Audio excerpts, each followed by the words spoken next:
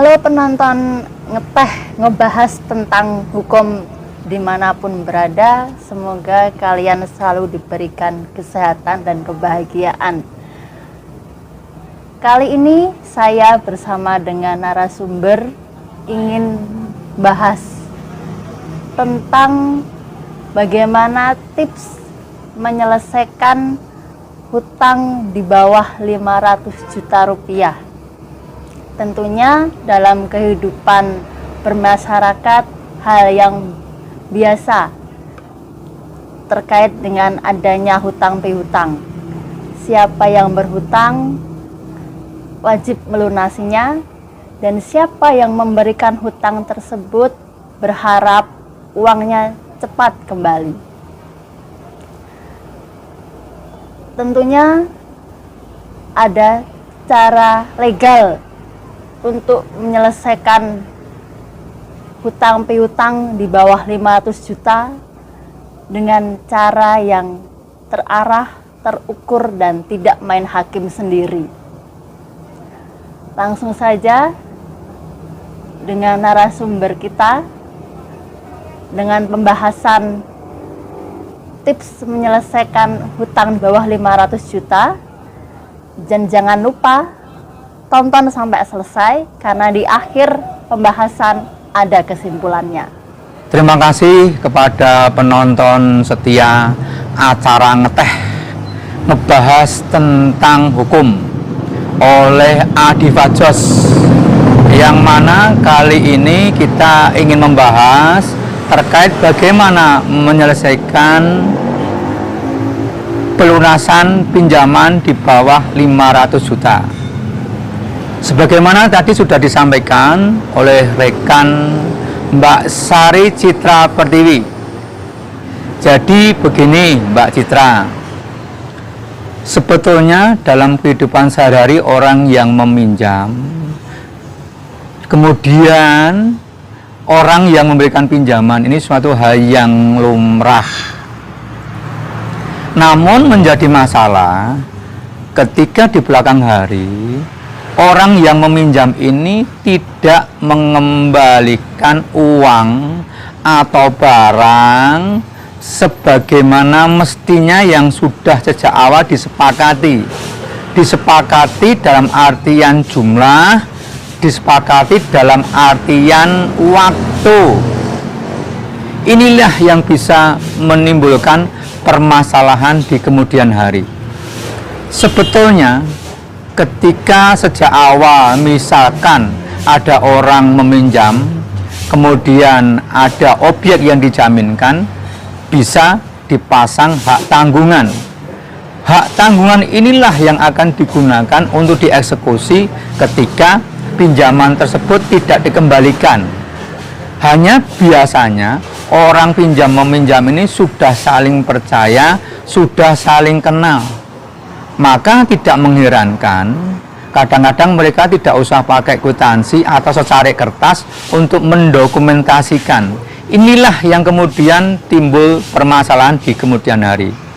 Untuk itu, lewat acara Ngeteh ngebahas tentang hukum ini, kami sarankan kepada semua penonton acara Ngeteh ngebahas tentang hukum, setiap transaksi keuangan kepada orang lain, gunakanlah dokumentasi.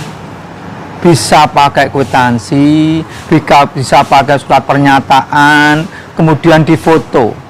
Karena dengan dokumen-dokumen inilah, apabila ada permasalahan hukum di kemudian hari, bisa membantu keinginan Anda untuk bisa menang atau bisa meminta uang tersebut bisa kembali.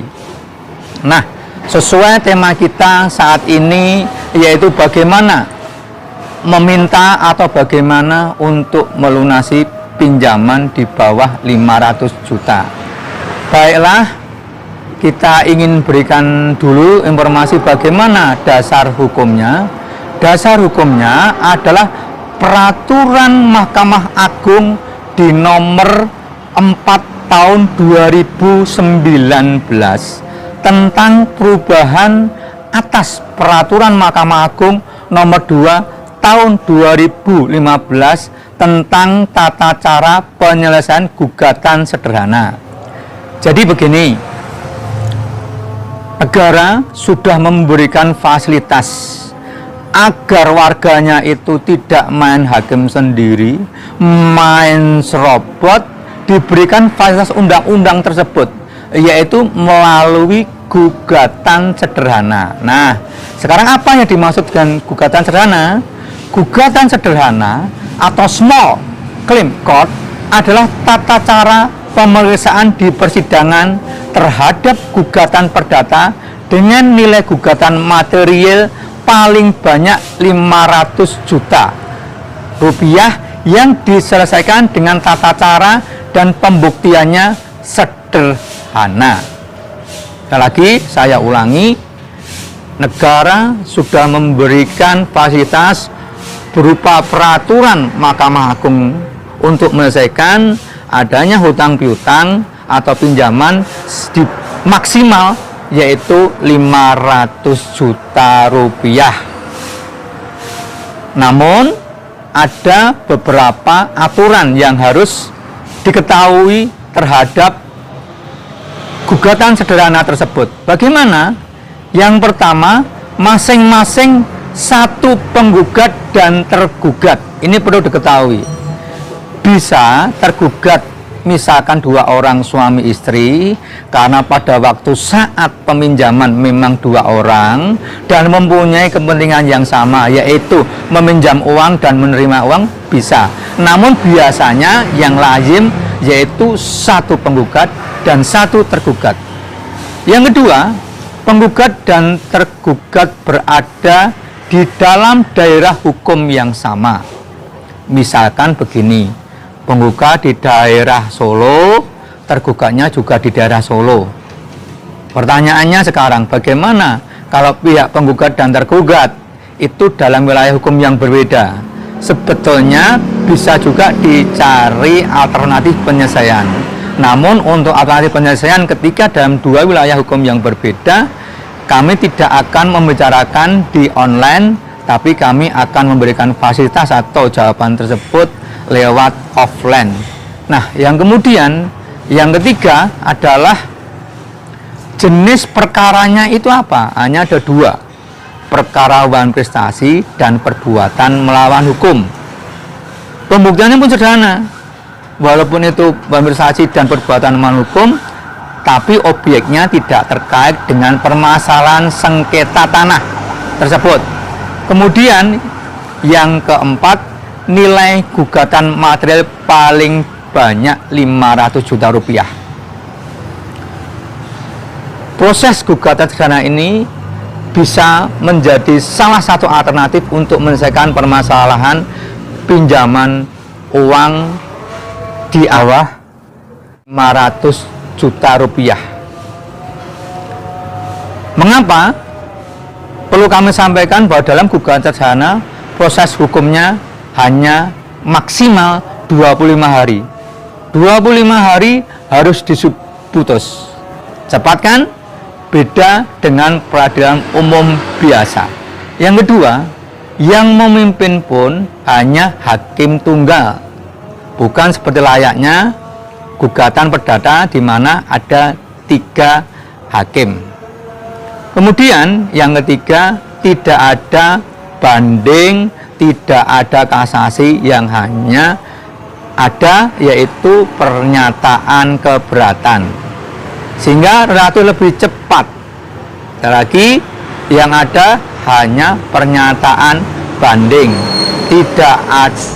Sekali lagi, mohon maaf, saya ulangi, yang ada hanya pernyataan keberatan, tidak ada pernyataan banding ataupun kasasi.